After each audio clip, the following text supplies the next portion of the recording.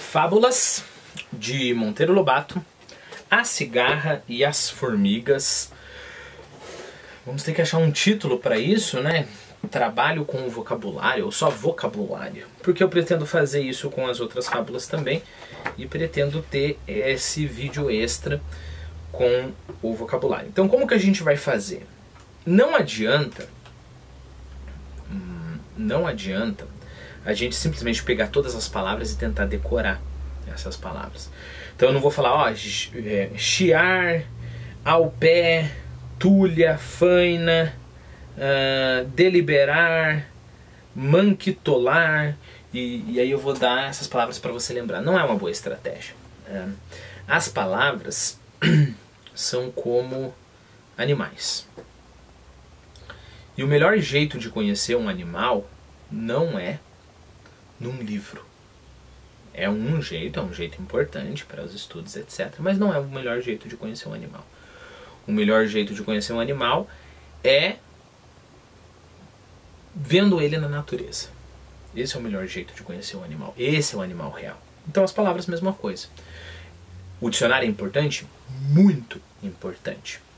Mas o dicionário ele vai ajudar, né? Então, por exemplo, eu estou vendo um passarinho, e esse passarinho eu fico lá horas observando aquele passarinho, e aí um livro de biologia vai me ajudar, o nome do passarinho, esse tipo de coisa, né? Mesma coisa o dicionário me ajuda, mas as palavras, aonde que é, digamos, a floresta das palavras? Onde que é o habitat natural das palavras? O habitat natural das palavras é dentro de um livro, ok? Então vamos lá, eu vou reler a história e a gente vai conversar sobre cada uma das palavras. A cigarra e as formigas. A formiga boa. Houve uma jovem cigarra que tinha o costume de chiar ao pé de um formigueiro. Lembre-se que chiar, o que pode chiar? Uma chaleira pode chiar, correto? Se você coloca algo, batata para fritar, por exemplo, essa batata vai chiar também. Ou alguns animais que fazem esse tipo de barulho, esse chiado, né? Por exemplo, a andorinha chia, o gavião chia, o pardal chia, os grilos chiam, a lebre chia, a gordura fritando chia. Tudo isso chia. Eu vou abrir aqui as minhas anotações, porque aqui na descrição eu coloquei alguns exercícios para você.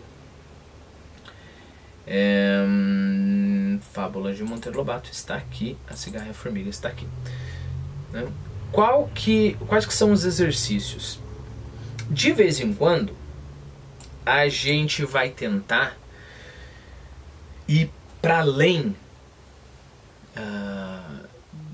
do mero entendimento da palavra. A gente vai tentar ir para o mundo e ver ao que aquela palavra se refere. Por que de vez em quando? Porque ficaria muito, muito trabalhoso eu fazer isso com cada uma das palavras. Então, para não cansar, não vamos exagerar, de vez em quando eu vou mandar você para o mundo. Aí você está pensando, epa, mas o que está acontecendo? O que é isso? É bem simples. Olha, vamos imaginar, eu falo esse chiar. Então eu falo, chiar é o canto, por exemplo, da andorinha. É o canto da andorinha. Aí você fala, tá, chiar é o canto da andorinha. Perceba, você entendeu o que é chiar de um modo. Qual modo? Do modo, vamos colocar assim, do modo superficial. Por que do modo superficial? Porque você entendeu o que essas palavras significam, mas você não está vendo uma andorinha e você não está escutando uma andorinha. Aí você vai olhar para mim e falar, mas você é retardado? É claro que a gente não escuta e vê uma andorinha quando a gente está lendo. A gente só entende.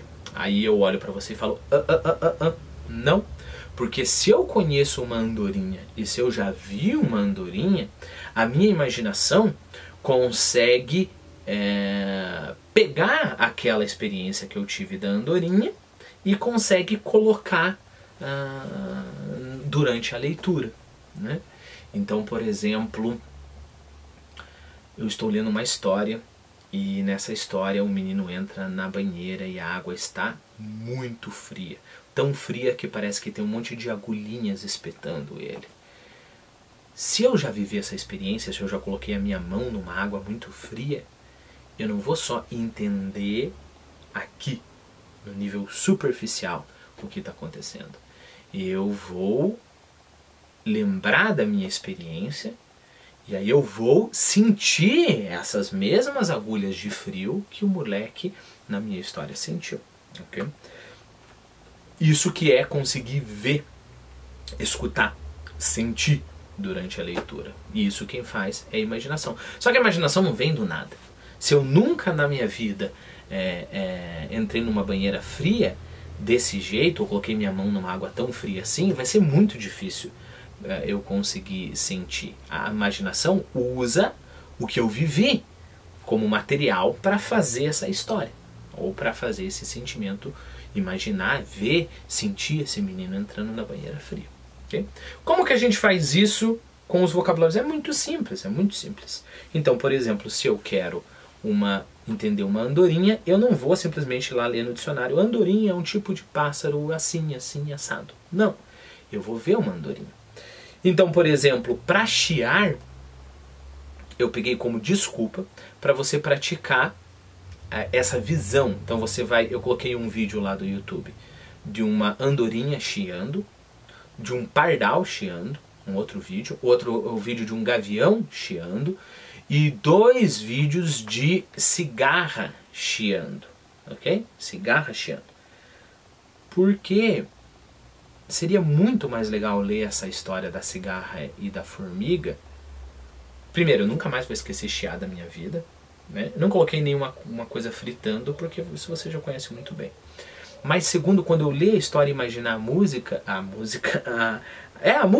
da cigarra aqui, eu vou imaginar esse chiadinho, ok? E quando eu estiver andando, por exemplo, na rua e estiver passando num parque e eu escutar esse chiado, eu vou conseguir reconhecer. Então a literatura ajuda eu conseguir ver as coisas no mundo, e as coisas que eu vejo no mundo ajudam a literatura. Regra para você. Nós estamos muito acostumados a